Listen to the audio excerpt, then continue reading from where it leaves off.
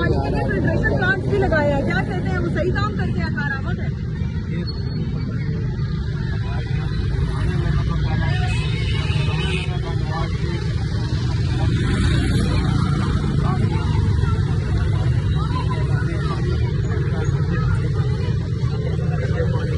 कितना अर्सा हो गया आपको इस हल्का में, इस इलाके में रहते? आपको 80 साल हो गए? 80 सालों में आपको लगता है इस हल्के के हालात किसी ने अगर तब्दील किए हैं, बेहतर किए हैं, तो वो कौन सा नाम है सियासी जमात? और अब्दुल अजीम खान के बारे में क्या कहते हैं?